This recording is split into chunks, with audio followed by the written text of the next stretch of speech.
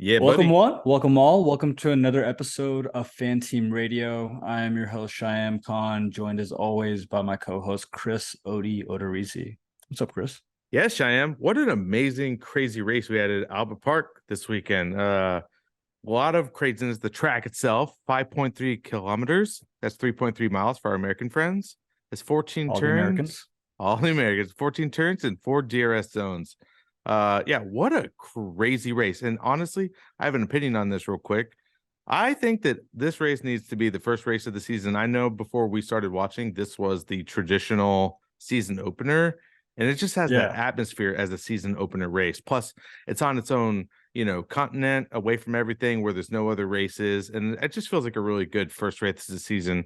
It definitely felt like the best race of the season so far, just in terms of like craziness and excitement. But yeah, what a race! How are your thoughts on it? I mean, yeah, you know, destruction can also be beautiful, right? Yeah, If Lord Voldemort has taught us anything, destruction can also be beautiful. This track lends itself really well to overtakes. It's unlike Baku and a couple of the other like start of the year races. This does do a really good job at letting drivers like overtake and keeping things competitive and the right track. But it lends itself to the good types of dramas. But again, this week, the FIA stood out. Uh, for all the wrong reasons again. yeah. So we'll talk about that a little bit more, but would love to get your thoughts on this. The start of the race, my boy George really, came out strong. Yeah, I What are your mean, thoughts on this start? yeah, the start of the race was like so crazy to me because you got Max in P1 and you just expect him to sort of like launch off the line and get out, especially with the car that's kind of under him. And there comes George Russell just blasting ahead of him and getting him straight into the turn, like full attack, took him into the turn and passed him for the lead, which then in turn I think Max was a little taken back by this, and because you could see him sort of like jittering on his wheel, losing for traction. I think he was sort of like thinking in his head, "What the, screw this guy," and so maybe he got a little bit too much wheel spin, pushing on the gas, which then opened the door for Lewis and Carlos on both sides of him to sort of like croach up through turn two, leading into turn three where then Lewis, pulled a classic Max Verstappen move on Max Verstappen and took him into turn three. And, like after the race, Max was like, oh, I see the rules aren't being followed because, and me, I'm a huge Max fan and I love the guy, but like, come on, all is fair, He does it. man. He does it too. He does that He, too. he You does know. it to everyone. And, uh, I, I, was a little bit against the book by Lewis. Like he was not ahead or not alongside at the apex. But come on, this is lap one, turn three. They're going in three It wide was into what the turn. all things considered, it was one of the more benign things to happen today. Yeah, it's I totally think fine. but it does. I was. I don't think this was Max's greatest performance. Even stars after off days. I didn't fully understand why he was kind of stalled in that front. As soon as the lights turned, it seemed like he almost tried to defend against people passing him, and in doing so, George just took off ahead of him, which was a great move. And then Lewis put the 1-2 on him on that turn. I mean, obviously Max came back later on through different means, and then the car is so great and the DRS zones. But in that beginning, I really thought that George had it. At least for like the first fourth of that race, George would be in a commanding lead, especially given that they had that 1-2 strategy where they sandwiched themselves, in Max kind of in that front part of the race. I think that tactic was really a silver lining for Mercedes today, being able to kind of control their destiny to number two in the constructors title.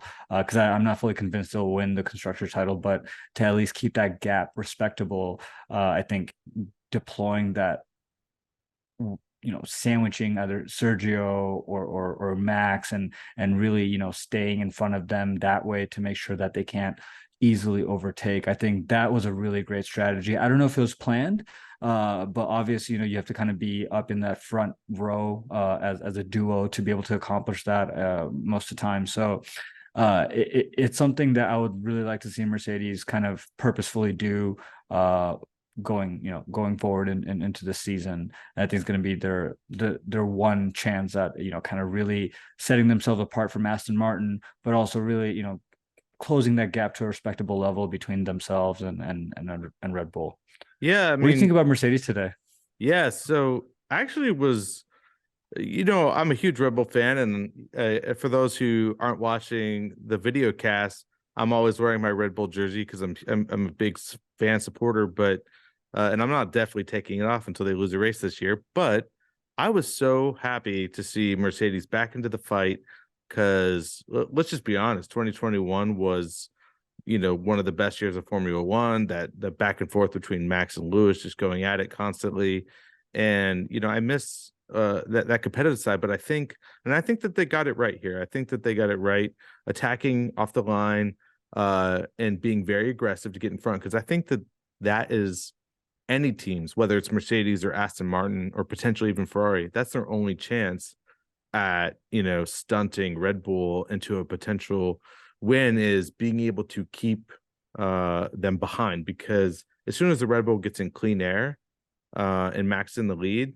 the straight line speed and the ability to just sort of like go much faster on the straights, it's just impossible for people to catch up. And we see that later in this race here, is this Max just usually takes off and is 8 seconds ahead, 9 seconds ahead. And I think that we're going to continue to see that throughout the season if he's in first. But if you have one or two cars in front and you're able to pull off crazy defense moves or something like that, then you can maybe keep him behind or force him into making a mistake, or forcing him potentially on, maybe into like a bump or something like that, has to pit. Like, I think that that's the only way. And so I think that was a really good strategy by Mercedes. Like you said, whether they had previously talked about it, I'm sure they obviously want to get a good launch off the line and get ahead.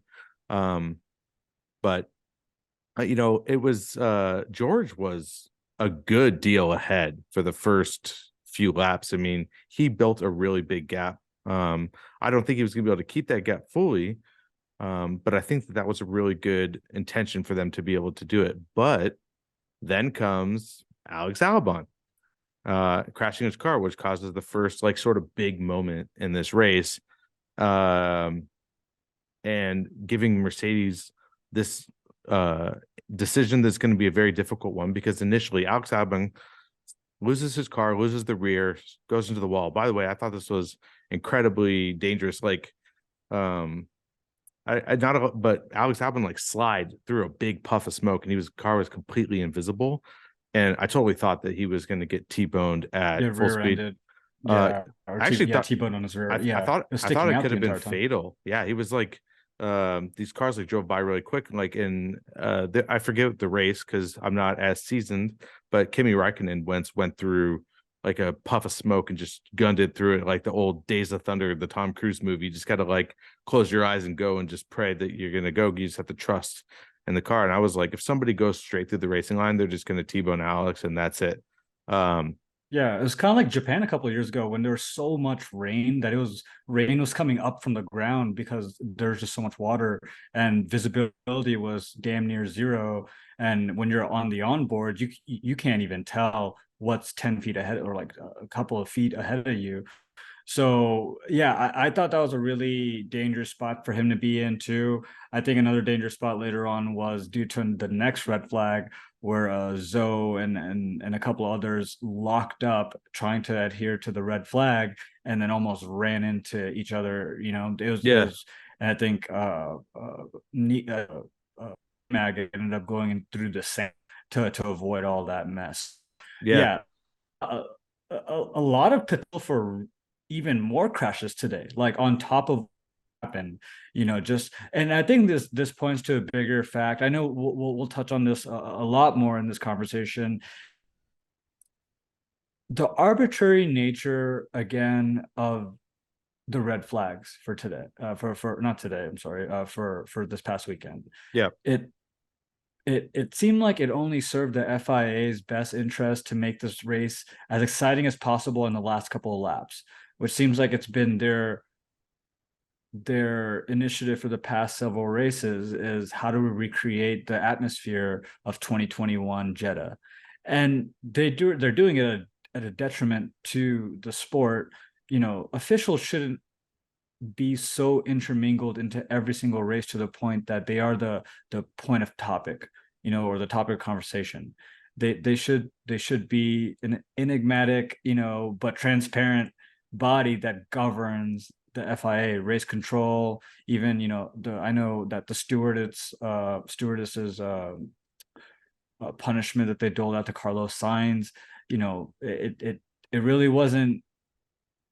Why did he get it and Logan Sargent didn't get tick with the 5-second penalty? Right. For it's, again, the arbitrary nature of how they're doling out red flags is, you saw what happened, and you saw potentially what could have happened in the replays.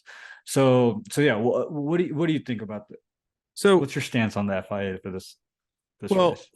going back to the Albon crash with the red flag, like it started out as a safety car, which I think was the correct assessment of the situation. Like I obviously agree.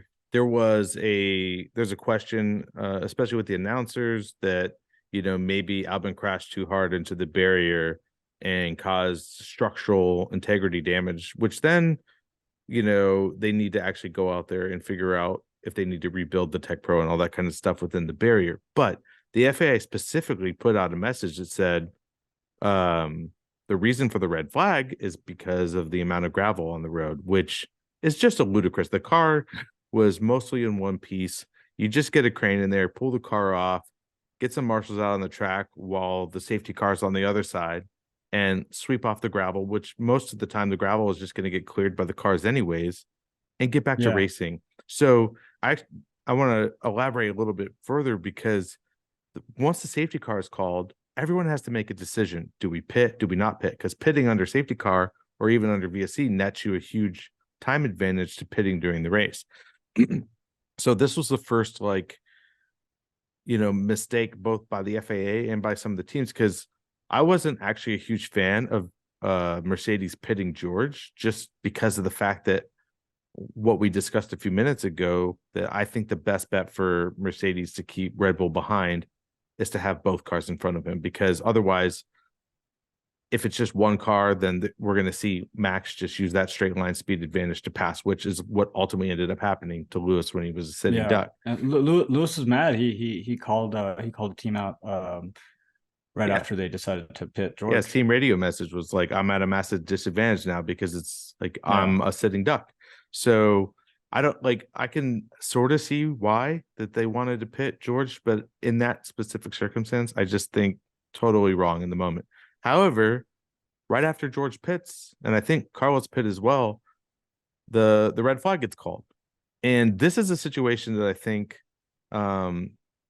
is another nuanced thing that the FIA needs to figure out, because if the FAA calls a safety car based on a single incident and then changes their mind on the severity of this incident and says this is now a red flag, I feel like, and maybe I'm wrong here, and I'm curious to hear your thoughts, that they can say nothing else has happened, there's no changes, we're changing our decision based on the incident it already has happened, therefore we will revert to the race order when we called the safety car. Because George gets put at a massive advantage, Carlos gets put at a massive disadvantage at zero fault of their own based on a decision that somebody else made, and then all of a sudden they change their mind. I feel like it's an exploitable thing by the FAA to see, like you said a few minutes ago about the potential FAA wanting to make things more entertaining or wanting to make the last two laps entertaining and stuff like that. And I'm not advocating that they do this, but I'm just saying there's the potential for them saying, oh, let's see who pit, let's see the new order and decide if we now want to call a red flag. to then make the race more interesting because now people are in different positions.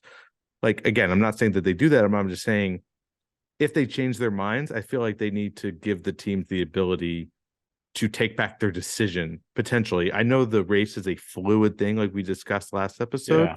lots of things changing, but if nothing has changed and the only thing that's changed is their decision, I feel like maybe there's a way to go back. I'm not sure your thoughts on that.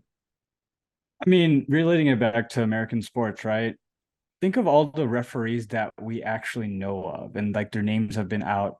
It's not for good reasons. It's not Yeah. like they went out there and were the best referees in the goddamn world. No, it's because they were caught for cheating or some team doesn't like them or they just have a bad rap.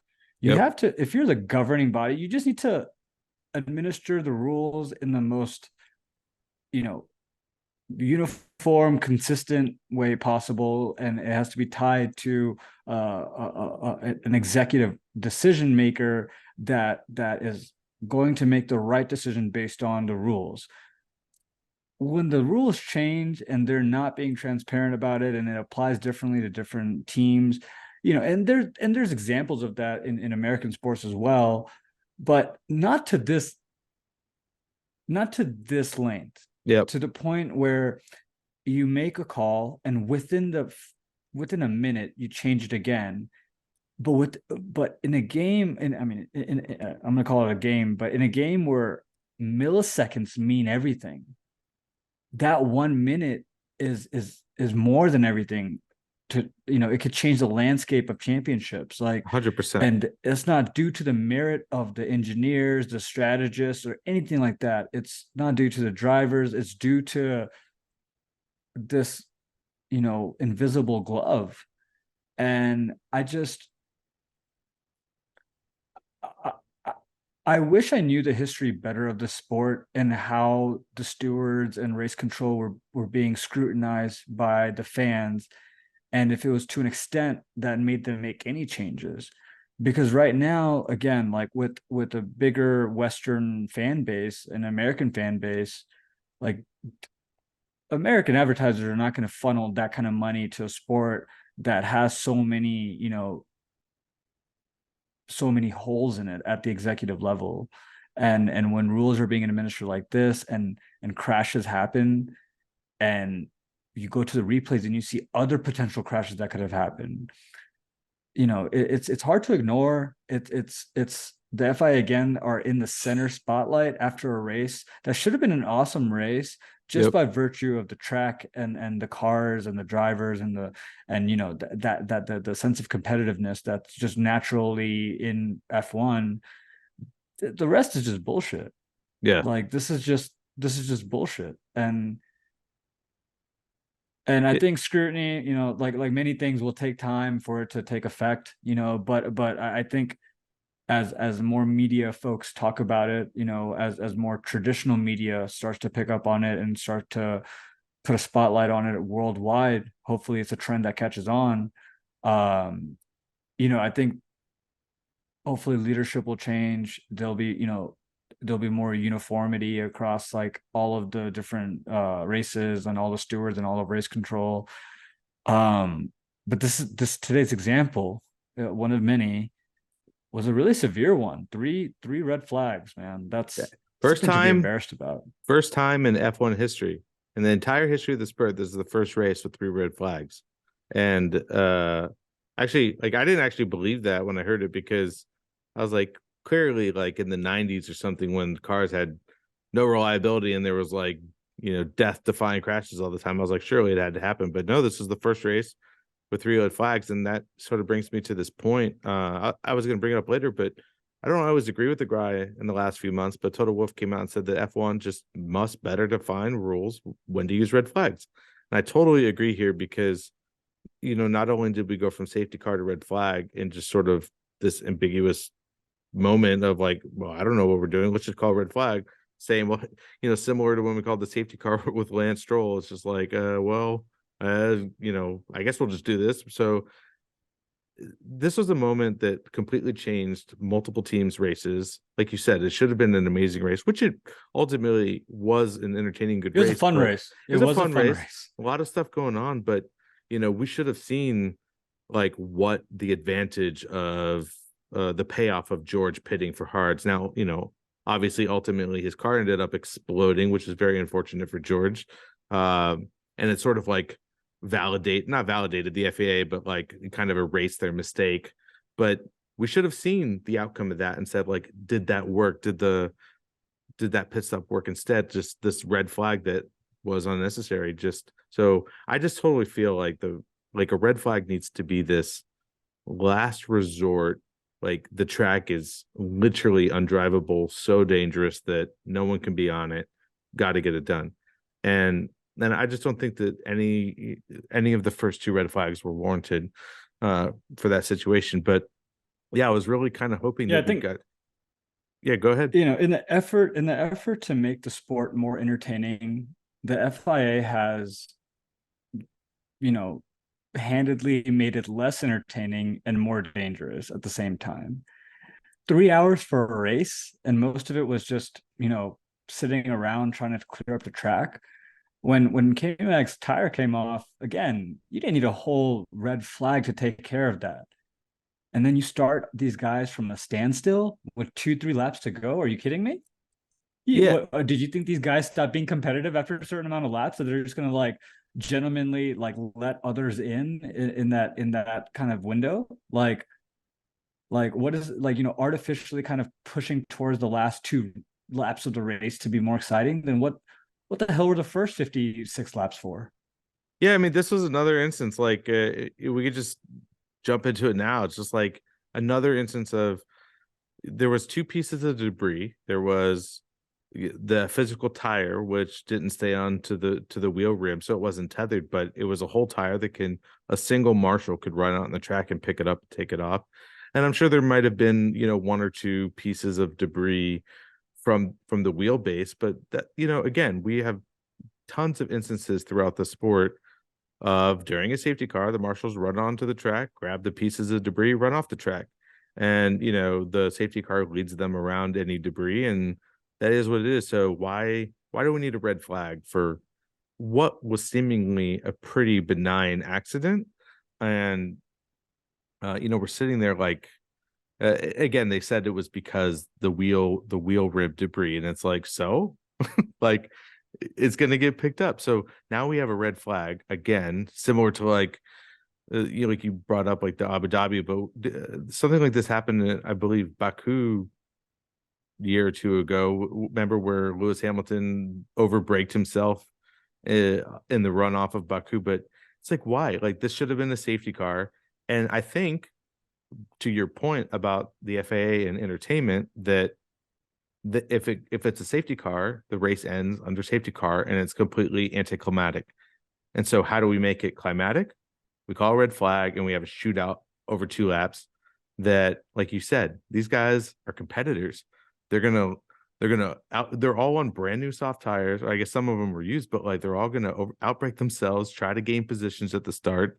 It turns itself into a Formula One the Celebrity deathmatch.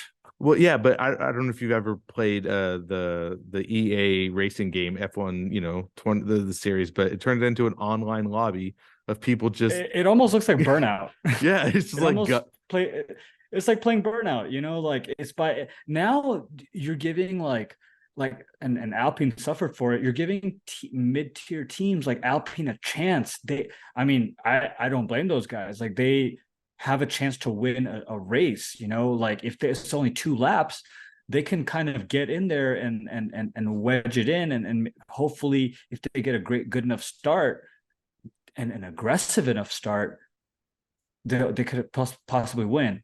Unlike lap one, where they're like, we have 58 laps to go. We need to be more conservative about how we have our start, and we need to be able to get to the end. We might not win, but we'll get to the end. Here, the whole mind shift has changed, to start these guys like, and you can't blame them. That's what they're paid millions of dollars to do. That's yep. what they've been doing since they were kids. So I don't blame the drivers for like being necessarily aggressive. Like, of course, like at the end of the day, like they are grown ass men, and like, they have to be held to standards of their teams and their teammates. But when you put rats like in in a cage, they're all going to try to get out by any means necessary. Like that's just the Absolutely. nature of who they are.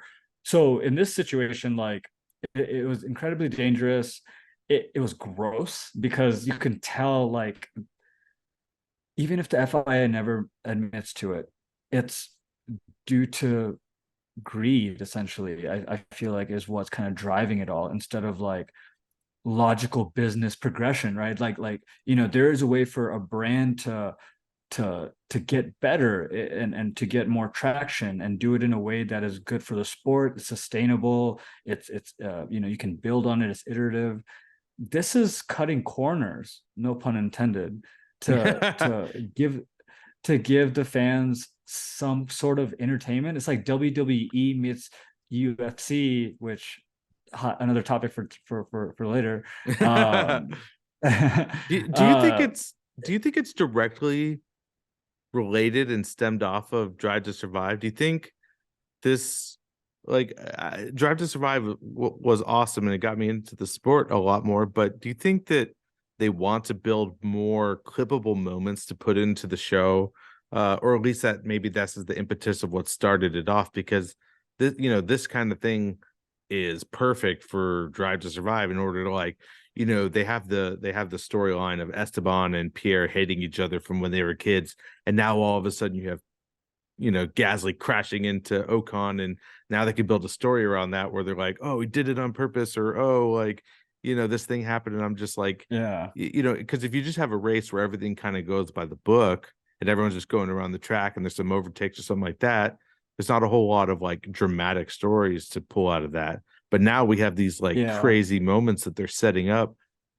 by putting them in these moments, like you said, putting Rat in a cage and watching to see what happens. And all of a sudden you're building these dramatic storylines of people crashing in, people gunning into each other, breaking the rules or going off track. And I don't want. Yeah. So I think that I actually think that's a really good point. I haven't thought about it a whole lot until just now, and I don't want to forget my thought, because I think it really ties into reality television and how popular it is across every single nation. Right. It used to not be. That reality television format was pretty much, a big staple in some, like, British cultures, and and like, and definitely in America.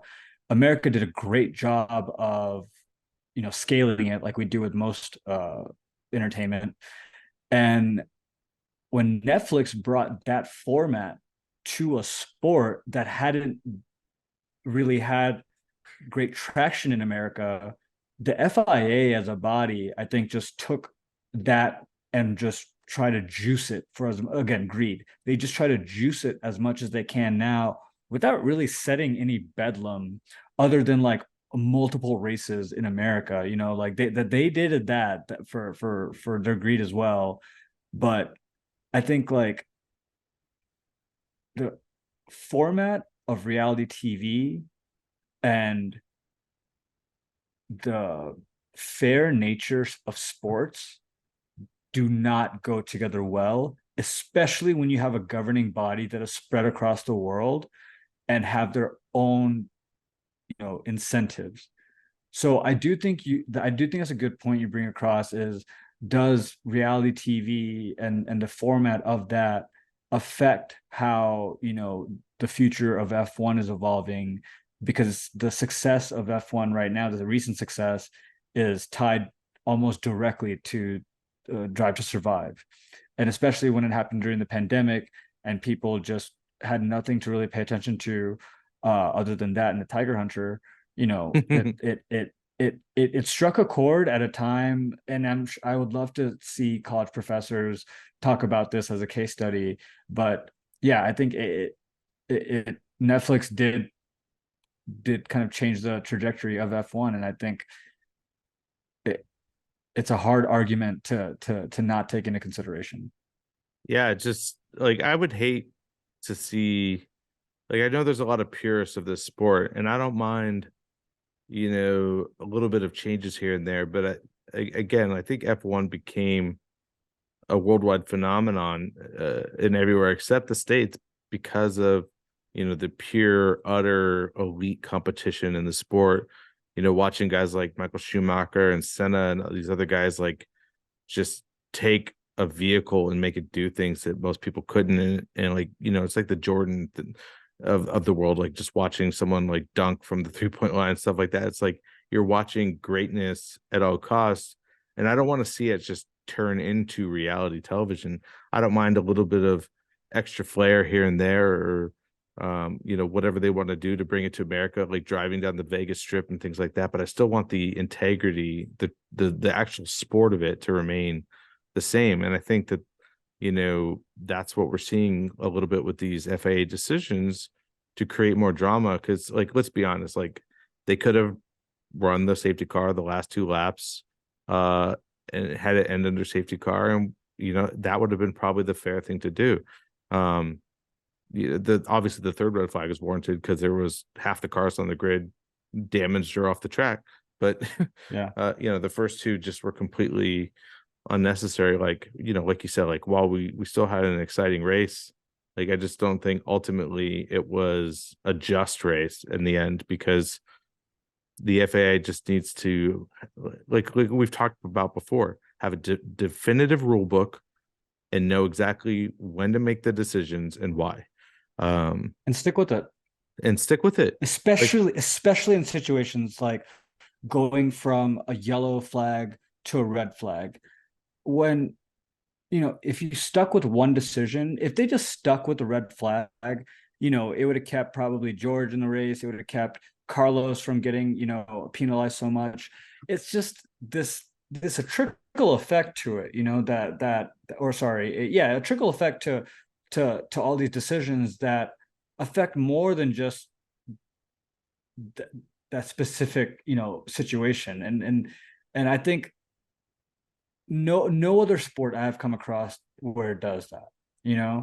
Like if you're in the NBA and if you just go deck someone, and then the bench gets cleared and a couple of your homies deck other people, they'll go in the replay, they'll find exactly who it was that was involved in that, and then they penalize them. They'd have punitive measures against them, and then later on they'll give out fines.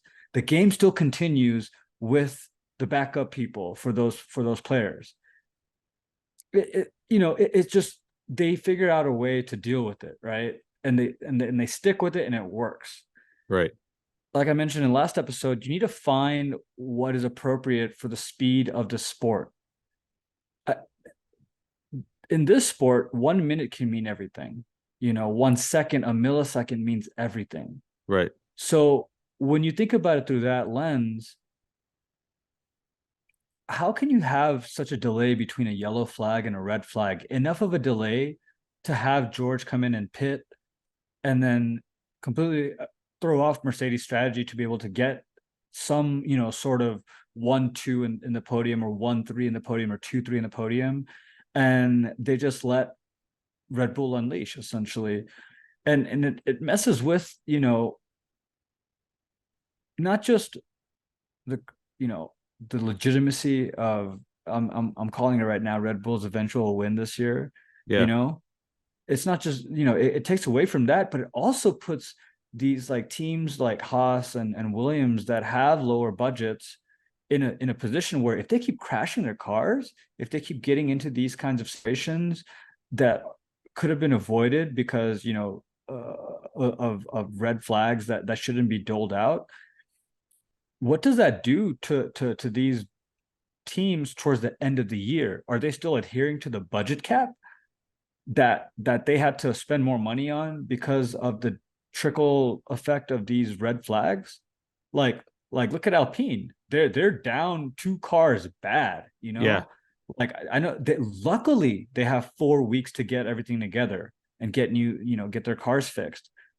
But what if we're in back-to-back weekends and the crash was like mixed crash, and it happened mixed crash last year, and it happened to Haas, the team with the least amount of budget, or Williams? Yeah. What happens then? What happens at race 26 of the year?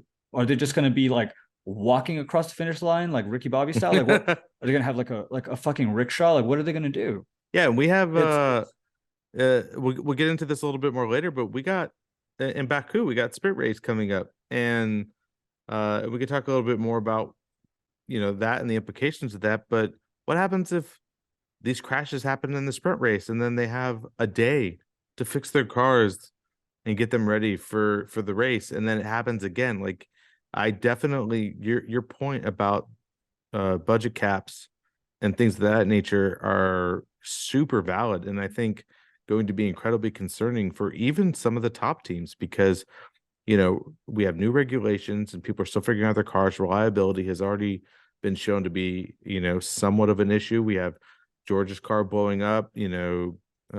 Charles was on his like second control electronics in the second race of the year. We've had complaints from Verstappen about the gearbox and stuff like that. And so if you have normal reliability issues and then all of a sudden people are crashing their cars at an unusual rate because of decisions like this, every team is going to be hurting for money, reaching the cost cap. And we have the most amount of races on the calendar than we've ever had, 23 races with sprint races. Like, if they're going to have dangerous moments like this, yeah, we're going to see pretty much every team protesting like almost every aspect of the regulations in this matter, from the cost cap to the allotment of parts that they're allowed and things of that nature, because it's just going to be unsustainable. Yeah, could you imagine Gunther's call to Gene if they had been Alpine today? It would have been disastrous. It would, so yeah. I I mean, it's that I don't foresee it going to that extent, right? Like, I do want to clarify. I don't foresee it being that. But if you keep pulling at the thread of this precedent that is being set, it's in the realm of possibility that these teams with really limited budgets are going to be at not just a disadvantage, but completely out of the race right. for the latter races of the year. So, again, apparently that March 21st meeting didn't really do a whole lot for the FIA. Yeah. So I'm glad to see, they're staying true to themselves at least. Cool, Chris. Consistency and inconsistency. Right? At least they're doing something right to in their minds. Yeah. Let's talk about winners and losers, Chris. Who are your winners and losers this year? Or sorry, Uh for this race. yeah. I think it's got to be Lewis, right? Like, uh we're watching a team and a guy who basically hates the car that he's driving. And Mercedes has admitted that it's not, their best design and everything. And Mercedes really showed up today, and like Lewis kind of looked in old form. He performed super well. He attacked, and even with Even Tag on George.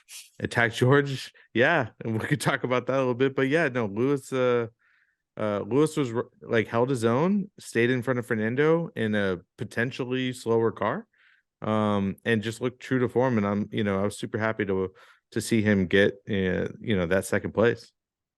Yeah, yeah. Fernando even said that, I call him the boogeyman.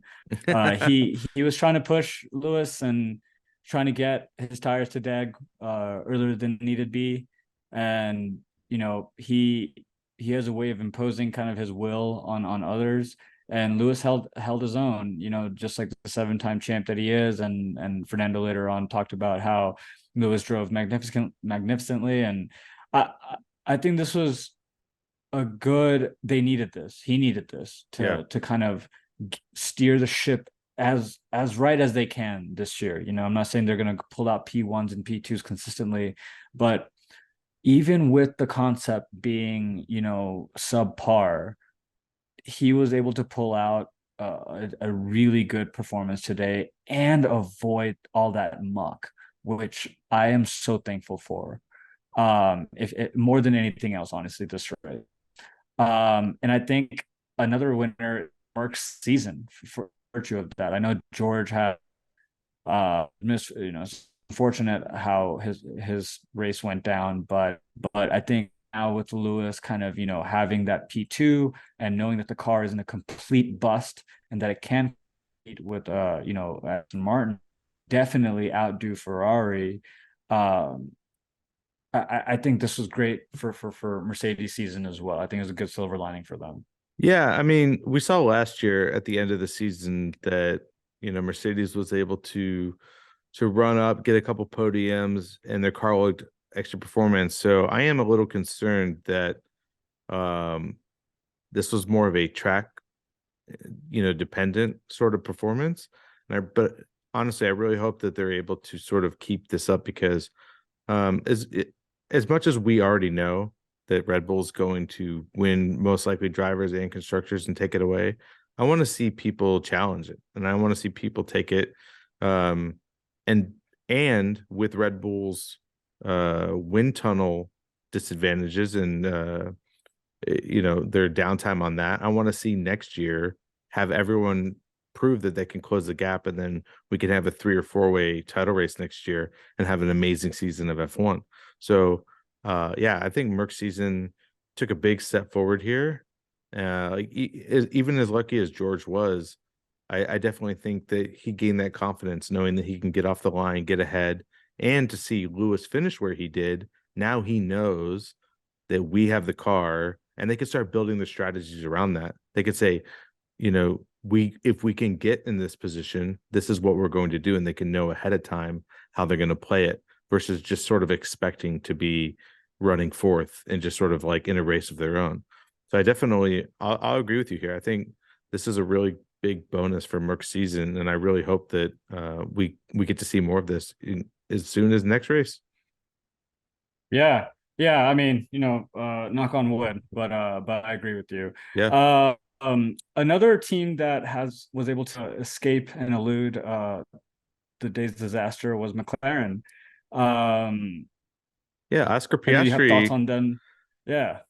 Well, yeah, it was awesome to see Oscar get his first points in his home race. Um, Mhm. um, it's one of those things that I can't exactly remember where they were pre-mayhem, but they might have benefited a little bit from a few people crashing and Carlos getting his penalty and things of that nature. But it's still a very positive thing to see Mercedes or McLaren um, performing and getting some good points on the board, and hopefully seeing their uh, rumored massively upgraded car in Baku be able to take those points and further go up the pack. And I'm definitely excited to see where they can go with it. Yeah, yeah. Even though Oscar Piastri isn't he still has some growing to do on me, but I think he had a really good performance today. He, albeit it was due to the fact that half the track was DNF, but they held their own. They avoided the debris, they avoided the collisions, and this was probably a win for McLaren this year. All said and done, they didn't have a disastrous race, which um in in their season, I consider that a win. Yep. Who else you got for winners, Chris? I, I'll just give one more. I was gonna mention Fernando, but he's he's riding We a high, and already I know think this. I De think we're gonna I facto. think I think we're gonna see him a lot more. But I want to give a shout out to Sergio because he started P20 this race, and I know he's in a rocket ship.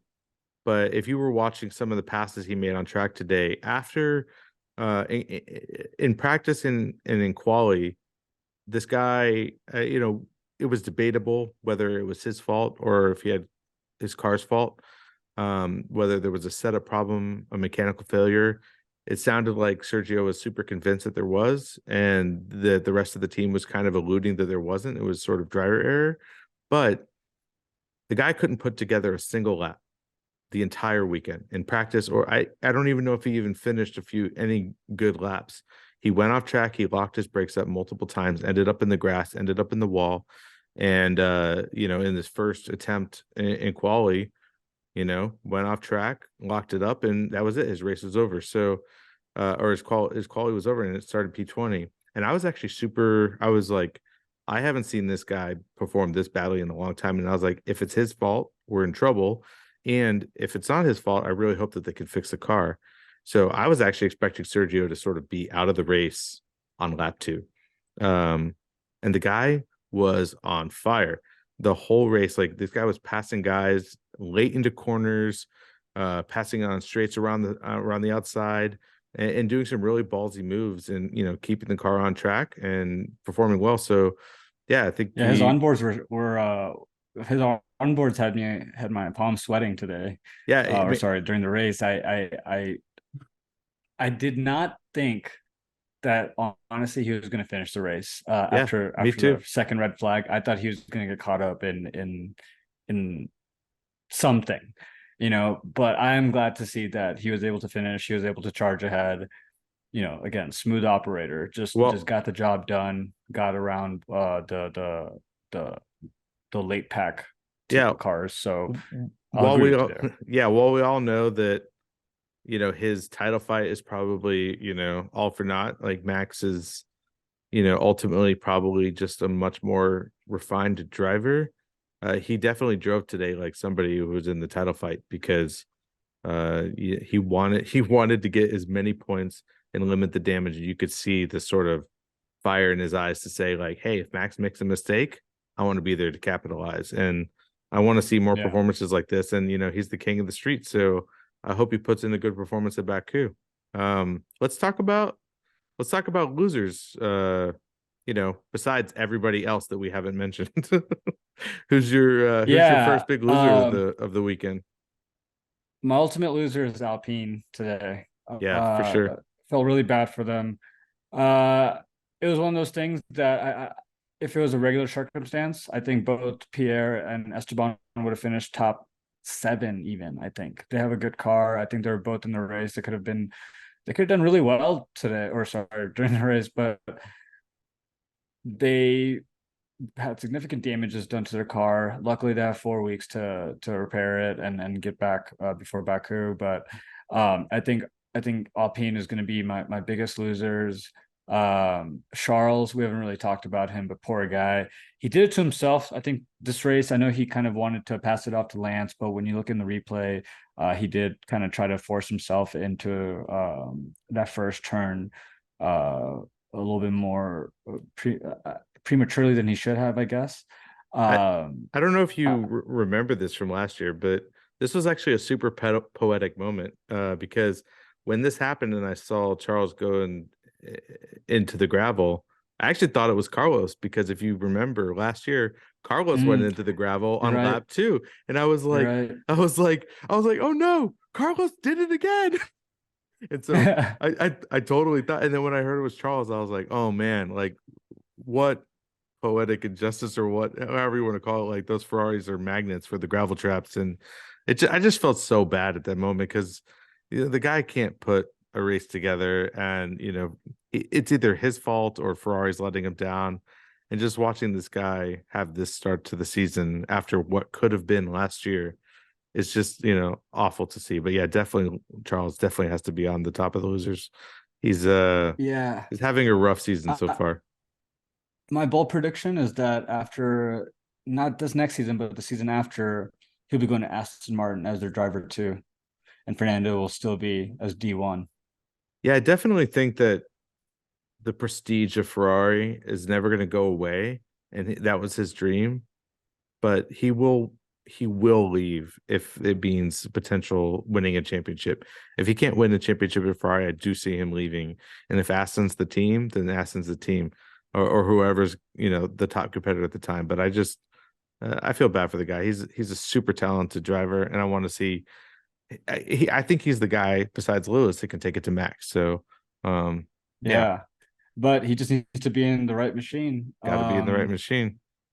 I think Uh, George had, I think we touched on George already. I'll consider him a loser this week only because of how well he started off, and through really no fault of his own got put into a position after that pit stop where he essentially gave up his position, and then the car just flailed out. You don't really see it too often. I know a lot of commentators were talking about it, but you don't see it very often from Mercedes, that kind of failure. So I put George in there, and then I know this is your favorite person in the world, but I will put Valtteri. in my losers bracket this week. Even with all the cars failing out, he still came in kind of, in last. Zoe was even able to get points into the points. So I think Valtteri, I think he was also second to last in qualifying, if I'm not mistaken. I think we talked about this, Chris, earlier before this call, but yeah, I think retirement's really coming up quickly for him. Yep. I think he has a lot of other spokes there that probably going to be more beneficial for his lifestyle and from F1. And I just don't think Alfa Romero is just there at all as a team to really give him any shot at championship. So why stick around? I just don't think there's enough room in the teams right now uh for him to be considered for it. Don't see him going anywhere with Alfa Romero in terms of championship or competing for a title. I mean, Alpha's going to turn into Audi, and they're going to definitely probably want a German driver behind the wheel. Would be my guess, and good on Valtteri for getting a 3-year deal. Like I this, but he's my favorite driver in the world. Like I love the guy. I think he's Yeah. the absolute best human being on the grid. But if you follow him on any kind of his socials, he's way more devoted to bicycle racing, with his wonderful girlfriend, and he's pushing his coffee brand. I think he's got a vodka too, and I'm he's pretty just sure out. he's gonna start he's gonna start some sort of Nordic sauna company, Yeah, and man. I'll probably buy their shit too. Yeah, he's a good businessman. He's out there like trying to raise money for charities all the time, and I think like he had a grueling decade or whatever it was in F1, and then like racing with Mercedes against Lewis, and always with 1-year deals and just put against it. And I think once he got his own deal, was able to sort of be the D1 in his team, he quickly like all that stress just came off, and I think he got addicted to sort of that freedom and is soaking in and kind of realized maybe he's sort of done with the sport. So I think he'll probably finish his contract out before Audi takes over, but I He'll still go out as one of the top podium holders for at least the next couple of years. yeah, I still think he's a Um, great driver. I just don't think he yeah, has the fire. the F factor. Yeah. Yeah, and then we have a lot of losers on this list, but Carlos, uh, he was, I think, it put him in the same category as George, just having really a lot of bad luck this weekend, and it's just the guy. I think he was up in P4. He had a really great race. He made a lot of good decisions, good passing, and then all of a sudden, because of a lap one incident based on a red flag that was probably not, should have never been called, he get a 5-second penalty when everyone's grouped up behind the safety car, which is an automatic out of the points. No one's 5 seconds behind when you're all in a straight line. And, I don't know if you heard his team radio, but the guy was Yeah, it was essentially, heartbreaking. dude, he was crying. Like, He was pleading with to be able to talk to someone so about what just happened. yeah, and I wanted to bring him up specifically, not because of what happened, but so this led into Fred kind of like blasting the FIA, saying that they took 30 laps to decide on Fernando Alonso's punishment last race, and it took him 5 seconds to give Carlos a penalty here, which I It's can, not a bad point. it's not a bad point, but I'm going to agree that the inconsistency is a problem, but I'm going to disagree that the decision was a problem, because this is what you want from the FIA. You want them to make a decision in 5 seconds. So I don't think yelling at them for doing something that we ultimately all want them to be doing is making quick decisions and definitive decisions based on a rule set. And so I don't want this to become like, oh yeah, Fred is like, you're inconsistent, you can't be doing this. Like, I think that they should be doing this. Now, I don't know how you can define the the nuanced situations of lap one incidences versus when there's like 20 cars going into the turn at the same time. Everyone's going to have a little budge or a nudge or a bump every now and then. So it's kind of one of those situations where like, is he in the wrong here actually, or is it just like a racing incidents from a start? But I do want the FA to make these quick decisions, but it is a little unfortunate because they've been so inconsistent and so poor in their decision making. They're getting blasted even when they try to make the right call. And I think it's just leading to more problems down the road. Yeah, so it's the crying wolf syndrome. Yep. If you do it enough times, no one's gonna believe you. No one's gonna, everyone's just gonna scrutinize you all the time, and they put themselves in that position. Yep. It's they're they're the creators of their own demise in a lot of ways. And I think they're just trying to get a quick payout before everyone gets fired and replaced. Well, yeah. All right, So let's talk hot seat since we're already on it. yeah.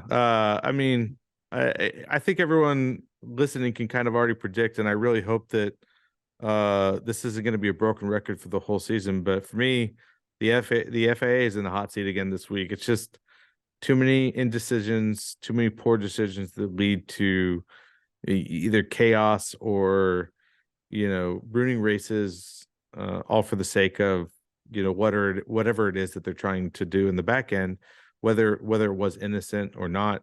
It needs to be more consistent, and they need to have a more stringent rule set. So yeah, I'm just going to put the FAA on the hot seat again and just say, you guys need to do better. Yeah, I think they're really testing the viewers wanting to play devil's advocate, right? And it's not even like they're hiding their incentives at this point. That this will render some last second drama that obviously is going to draw eyeballs, but the sport's going to suffer for it. Drivers are going to suffer for it, and I just don't know if this has a longevity or a real roadmap to build up a brand. I think it's just throwing a lot of flash in the pans and getting a quick, relief of viewerships being thrown their way. They're getting more eyeballs on F1 TV. They're getting more subscriptions, but I feel like that'll plateau, and once viewership goes down, like, what are they going to do then?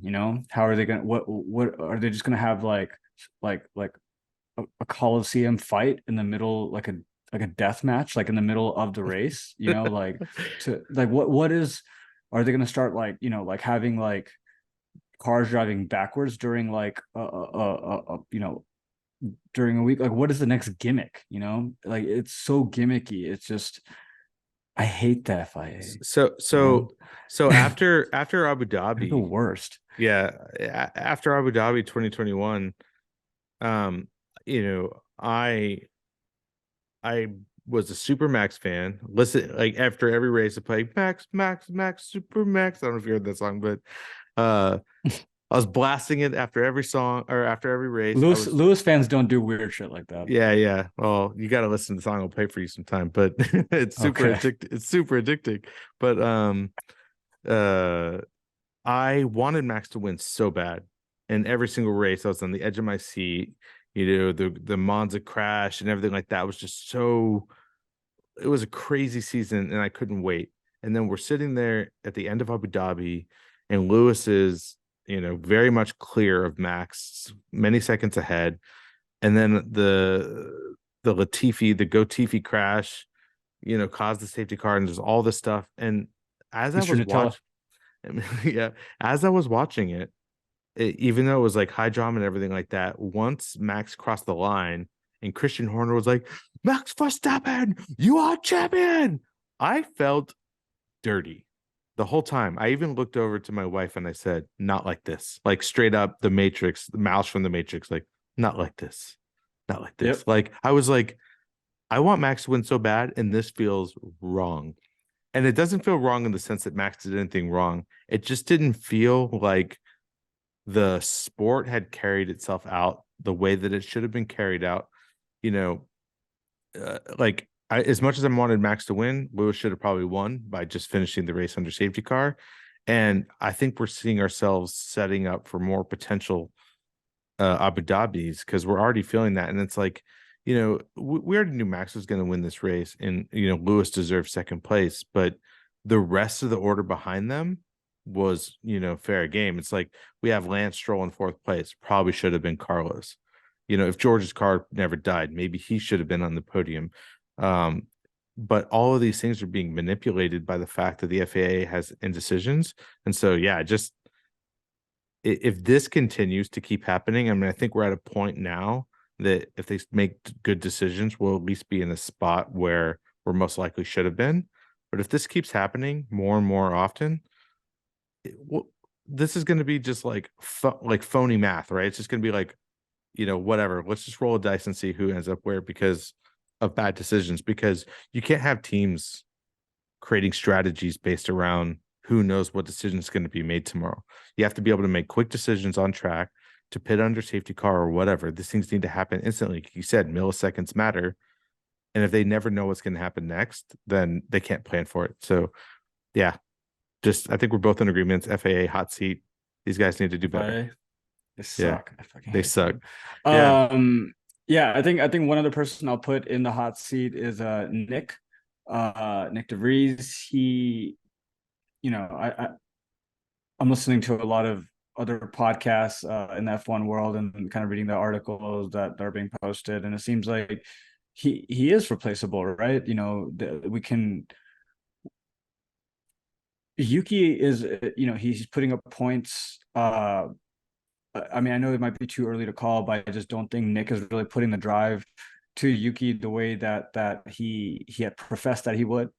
It's not to say that there's not enough time in the season for him to make that back up, but again, yeah, I think I'd put Nick in the hot seat in terms of him keeping his drive at AlphaTauri going into next year. I think he, the DNF for him was probably a little bit more avoidable, in respects to the other drivers on the grid that didn't finish for this race. So yeah, I put Nick DeVries in the hot seat. I think if he has a couple more of these kinds of showings, he probably will lose his seat for next year. Yeah, I don't know what's going to happen with AlphaTauri. They have a terrible car this year, and we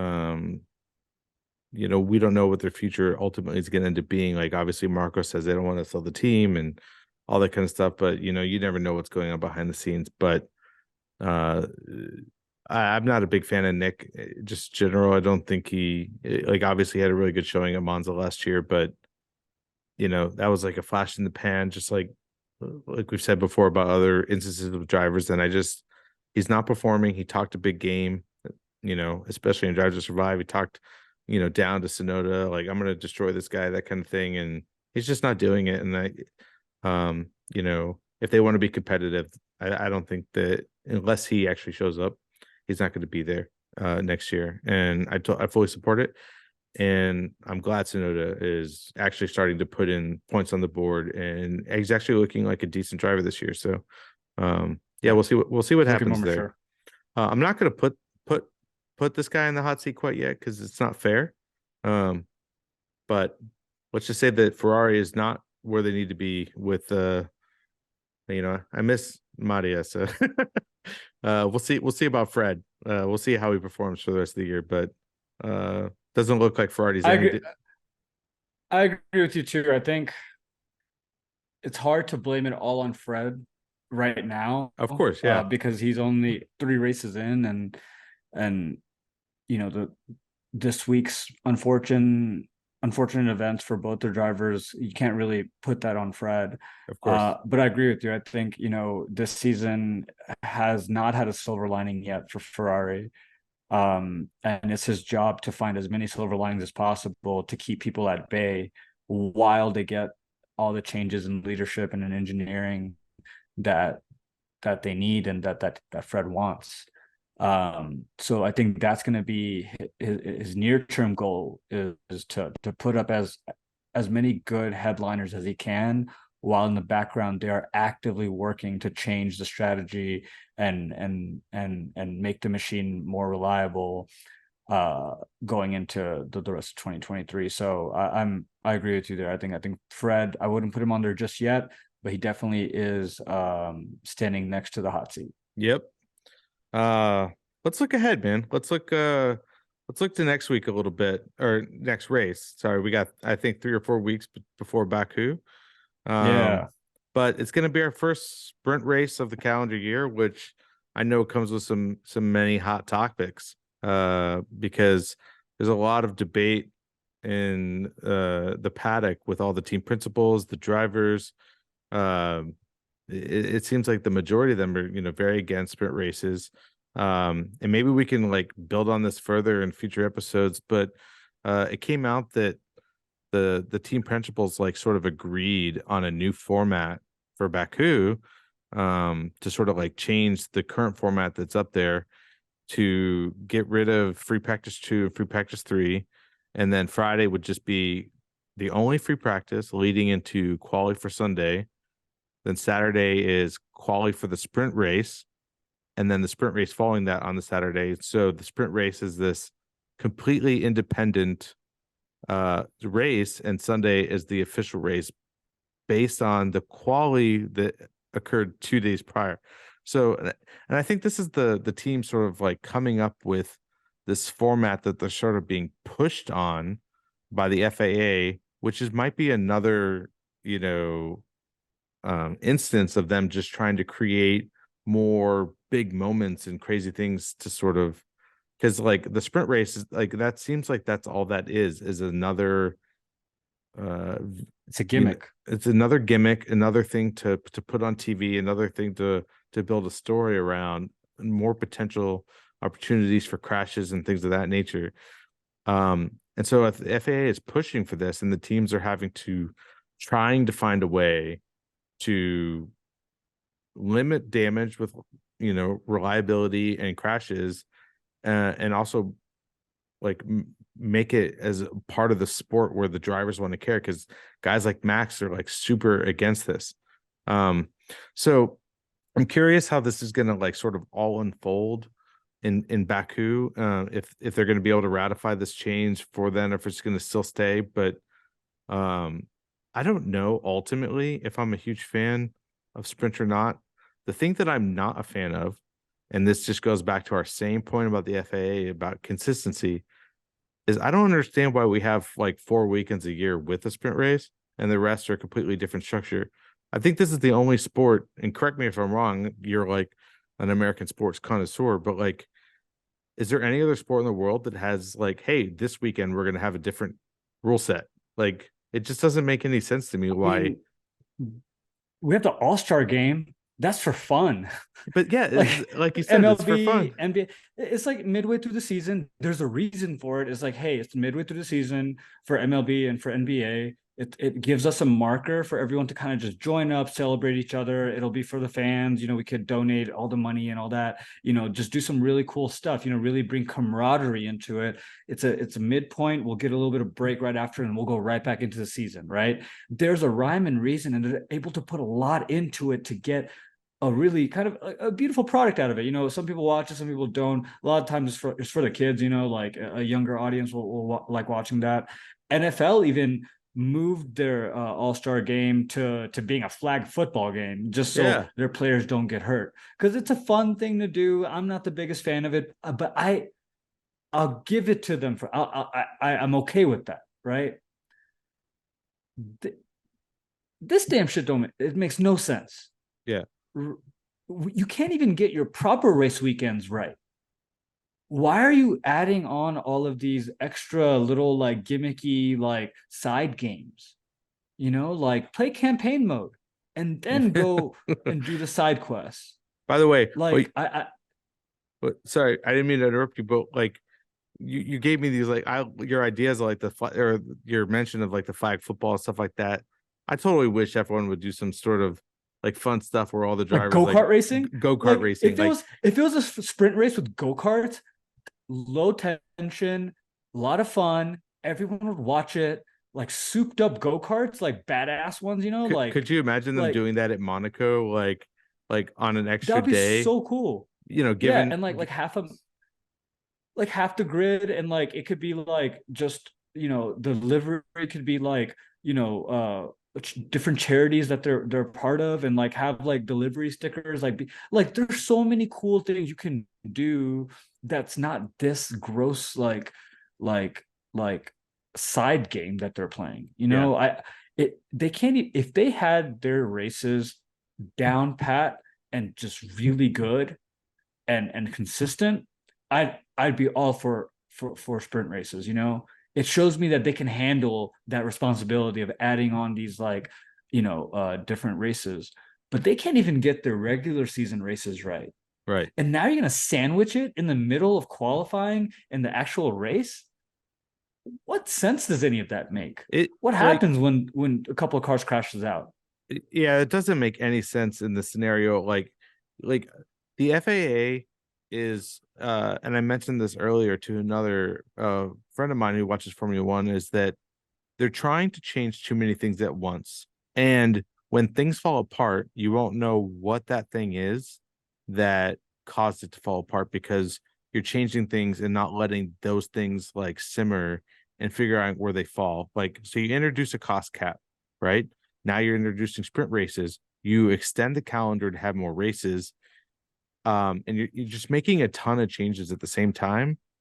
And there's still And no logic to their traveling schedule. yeah, which like this is one of those things that drives me nuts, which is why I advocated for going back to Australia for the opening race, because there needs to be, you know, pockets of races. Like there needs to be like the US races and the European races. And not like I understand why that they go from, country to country and go all around the world. I understand their logistics, but they're also toting that they want to be carbon neutral. They want to be, like progressive towards climate change and all that kind of stuff. And you can't, go logistically, like bounce from Australia to Europe, back to the Middle East and stuff like that. And also tote the message that we want to create a sustainable fuel, so that way we're being better for the environment.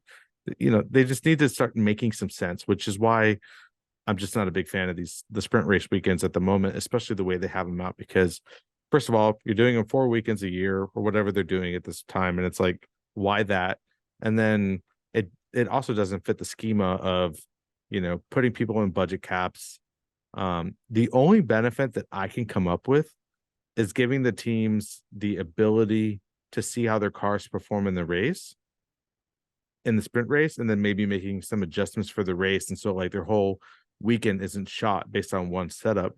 But even in this new setup that they have proposed, I don't know when the cars enter park for me. So I don't know. It makes no sense. I don't know when they could stop changing their car. But I still don't think that's a big enough benefit to justify having these extra races. Like it just doesn't make a sense from a logistical standpoint. And like I said, I think they're making too many changes. So I don't think there's anything we can do about it this year. And maybe we need to have like a breakout, talk about those sprint stuff. But it's so weird to me. And the fact that they'd be making changes 4 weeks Or before I'd even say just have some stock cars. yeah. Let sprint races really show who is the best driver if all the machines are the same. I That's mean, like, something I wouldn't mind watching. I wouldn't mind. That's never going to happen, obviously, from like a sponsor standpoint or whatever. But it like, I don't think the drivers would agree, or the teams. But like, just like we talked about the go-karting thing, like that would be awesome too. I just don't think it's going to ever happen. So I want to see these things as much as you do. Like, see who the best driver is, put them all in F2 cars or Well, I whatever it mean, needs these to. guys are in go-karts. Like I see Fernando still like, testing out like really awesome go-karts. Like obviously Carlos has like a lot of videos of him go-karting. It's it's pure. It would reintroduce some purity to this like really gross FIA led sport. It would, in a way, they're stock as they're stock go-karts essentially. Yeah, And it wouldn't it's it's at a level where you can't scrutinize these drivers for being better than the other because of go-karts. Obviously their real merit is tested in their F1 cars. So you don't have to breach that kind of ego uh uh you know I guess sensitivity that they might have. you can tie in to like really good nonprofits and charitable work that way. You can make it a real thing that people would watch. You can make it a way that like younger audiences would want to watch, and you can make it fun for the drivers, you know. If you want to do a sprint race with your F1 cars and those things crash, then you're affecting your actual product. Right. Like I'm not the biggest fan of them. If the FIA had a really good track record of like, hey, we have things down pat, like, we're good for it, then I'd probably entertain the idea of them hosting these free or sorry these sprint races. But I don't understand why can't they just extend qualifying, let that be a little bit longer, and really understand who should be where on the starting day. Let them test out their cars and have that be it, and have a swell, Sunday race. It just doesn't make sense to me. It definitely sounds like we need to have a separate call based on the whole format of Formula One, because I have tons of ideas about the way qualifying could potentially be. Like we're plagued by traffic on the track and things of that nature. So I think we could have an instance where we're setting out, half of the cars in like, Q1A and Q1B and that kind of thing. So, but I think there's a lot of potential changes, but I don't think we're getting away from the sprint race scenario, because the FAA is in control, and they're calling the shots for now, and they suck. and they suck at the moment. Yeah. So, and I think we're seeing, pushback from the principals, from the drivers. Max, I don't know if you saw this, but Max, like a few days ago, basically said if things keep changing the way that they are, he won't be around much longer. So because he's a pure racer at heart, and you know maybe we don't always agree with him on the racetrack and his attitude about certain things, but the Who knows? guy. Maybe something like LIV golf will happen, where another controlling body that does have their shit together can come in and start taking talent away. And Dude, I don't know. We're saying. I was just say, like, maybe we have a difference of opinion on live golf and all that kind of stuff, but I actually think that that's what's happening now, because I think we're sort of turning F1 into live F1, in the sense that it's more about the spectacle, the big money, the big moments, and things like that nature, and Interesting. the purity of like, because maybe I'm 100 not fully correct on this, but I think F1 is basically controlled by the Saudis now, which is who controls all these other leagues, like live golf, and I think that this is their version of that. And we're losing the PGA Tour. We're losing the way F1 used to be. I have a buddy who thinks that we're going to get two F1 leagues eventually. We're going to get like F1 America and F1 the way that it is, and to kind of separate it out like that. But so I think like what we're seeing now is what live F1 would be. Or I think that that's at least where it's headed. Yeah, I mean, I agree with you. I think um the sport is still what appeals to me. Yeah. Everything else is what we unfortunately have to talk about, because it becomes a topic of conversation. I'm really looking forward to a near future where we can concentrate more on the drivers finishing, and all of them finishing, or most of them finishing.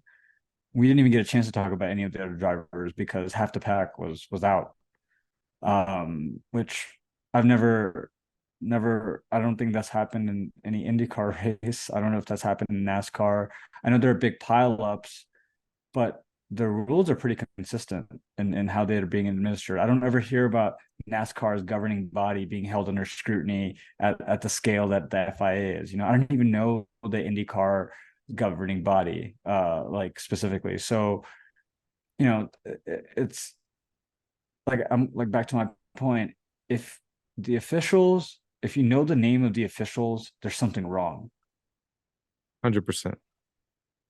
So let's look into our predictions for the next race in Baku. It's a couple of weeks away. Who you got in the podium? Yeah, I mean, just based on the track, and that massive long straight in the back, I think the Red Bulls, barring any reliability issues, are just going to dominate. Their straight line speed is unmatched, and I think that as long as they have good qualifying and they're at the front of the pack and they get in that clean air, unless we have a Danning Rick Max Verstappen moment where he's crashing into the back of him and they take each other out, I think we're going to see a Red Bull 1-2. And then, I actually have Alonso on the podium because he hasn't missed yet, and I kind of want to see that trend to continue. But I definitely think the Mercs have potential to be up there as well. But I'm going to go Max Sergio Alonso. Yeah, I can definitely see that being a real podium lineup. I got Max, Alonso, and George. I think Max going to dominate in that straight. I think they have a DRS zone set up in a way that favors Red Bull. I'm gonna have Fernando slip into P2. I think he's had the last 3 races he's been P3. Yep. And I think it's just it's gonna be a race that he's just gonna be able to step it up a little bit more. I think Sergio will be in the top 5. I think he may have to compete a little bit with George and Lewis. I think George, and depending on how qualifying goes there, I think that 2-car strategy, if they can position themselves correctly in qualifying at the front of the grid, they might be able to kind of keep Sergio at bay, giving George a chance to get in at P3. So yeah, that's gonna be my prediction for Baku. Yeah, I definitely think that both of those scenarios are super possible. I think we're going to be seeing a lot of the same faces on the podium this year, unfortunately, for unless we see some massive upgrades from the teams in the back. But I think we're going to see a lot of Red Bull, Aston Martin, and hopefully some more Mercedes. Get to see a Ferrari on the podium. So the good predictions. Yeah. But yeah, I'm as much drama as we are talking about sprint races and things of that nature. I'm a little sad that we have as long of a downtime without a race week, because as much as we're bashing on the FAA, I love Formula One, I love the sport, I love everything about it. So yeah, I'm excited for Azerbaijan. I'm excited for Baku. It's always a great, fun, crazy race. So yeah, I guess we'll see if the FAA can turn their crapness around in 3 weeks' time. I mean, see you talk again back on April 30th. Yeah, no high hopes for the FIA, but much high hopes for F1 and for all the drivers and teams involved. They do deserve, if they're putting their life on the line, they do deserve fairness. Yes. Think about it. All right. Yeah. All right. Well, all right, everyone. Good talking to you, and we'll see you again in 3 or 4 weeks. Later, buddy. See you, everyone. Yeah.